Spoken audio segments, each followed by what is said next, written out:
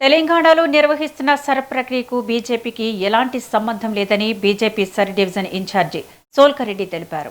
Sir ప్రక్రియ పూర్తిగా ఎన్నికల కమిషన్ ఆధ్వర్యంలో జరుగుతుందన్నారు.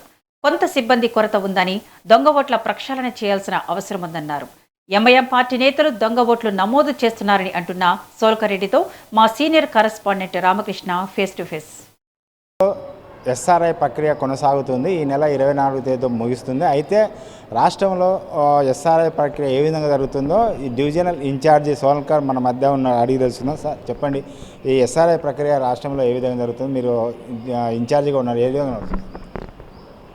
ఇప్పుడు ఎస్ఐఆర్కి సంబంధించి అంటే ఈ ప్రక్రియ స్టార్ట్ కాకముందు అందరికీ చాలా సందేహాలు ఉండే. అంటే ఇది ఒక పార్టీ నడుపుతున్నది, బీజేపీ నడుపుతున్నది, లేకుంటే ఇది అని చెప్పేసి.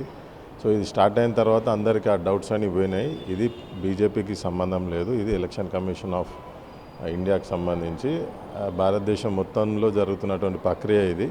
అందులో భాగంగా సెకండ్ ఫేజ్లో తెలంగాణలో జరుగుతున్నది.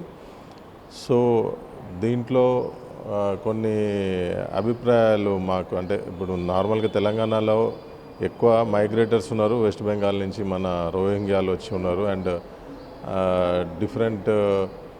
డిఫరెంట్ కంట్రీస్ నుంచి వచ్చి వితౌట్ ఎనీ లీగల్గా ఉండడానికి హక్కు లేకుండా ఉన్నారనమాట. సో ఎస్ఐఆర్ ప్రక్రియ బేసిక్గా సిఇఓ గారు చెప్పింది ఏంటంటే, మనకు దీంట్లో డూప్లికేట్ ఓట్స్, చనిపోయిన వాళ్ళ ఓట్లు, రెండోది అర్హత లేకున్నా ఓటర్గా చెలామణి అవుతున్న వాళ్ళ గురించే ఈ ఎస్ఐఆర్ ప్రక్రియ తప్ప నార్మల్గా అన్నీ కరెక్ట్గా ఉండి మన భారతదేశ పౌరులమై ఉంటే ఓటు హక్కు మీద ఎటు పోదు, 100% కరెక్ట్గా ఉంటుంది.